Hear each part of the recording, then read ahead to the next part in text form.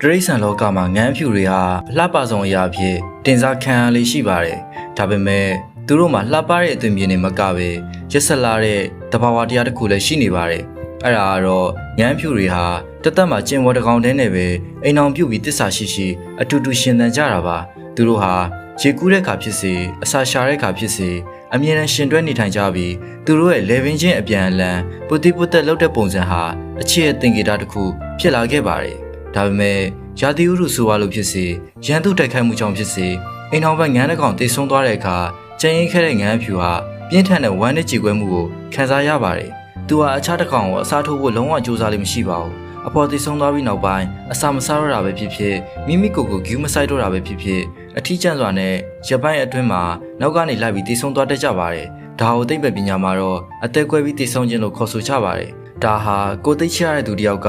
ကိုဘွားတွေကထွက်ခွာသွားတဲ့အခါကိုဘက်ကဘာအမှားမှမလုပ်ခဲ့ပင်မဲ့ရင်မထဲကအချစ်တွေအားလုံးချက်ချင်းအထိပ်ပဲမဲသွားပြီးလူဝါသာအသက်ရှင်နေပင်မဲ့နှလုံးသားကသူ့နောက်ကိုလိုက်ပြီးတိတ်ဆုံးသွားရတဲ့ကြီးစုသူတို့ရဲ့နာကျင်စရာအတိတ်တစ်ခုခုနဲ့အလားတရံတူညီနေပါတယ်။ငန်းဖြူတွေရဲ့တိတ်ဆုံးခြင်းဟာလောကကြီးအတွက်တော့ romantic ဆန်တဲ့ပုံမြင်တစ်ပုဒ်ဖြစ်နိုင်ပေမဲ့ချင်ရင်ခဲ့တဲ့အကောင်အတွက်တော့ထွက်ပေါက်မရှိတဲ့အမှောင်တစ်ခုဖြစ်ပါတယ်။ကိုယ်အသက်ထက်တစ်ဖက်လူကိုပိုချစ်မိသွားတဲ့အခါအသက်ရှင်ခြင်းကလည်းအထိပ်ပဲမဲသွားတတ်ပါတယ်။အဆုံးသတ်မှာတော့အပြာရောင်ရေပြင်ပေါ်ကငန်းဖြူတွေရဲ့လှပခြင်းရဲ့နောက်ွယ်မှာကြေကွဲစရာကောင်းတဲ့သစ္စာတရားတစ်ခုရှိနေတာဖြစ်ပါတယ်။ဗီဒီယိုဆုံးဖြတ်ကြည့်ပေးတဲ့အတွက်ကျေးဇူးတင်ပါတယ်ခင်ဗျာ။နောက်ဗီဒီယိုကျမှပြန်တွေ့ပါမယ်။ Bye bye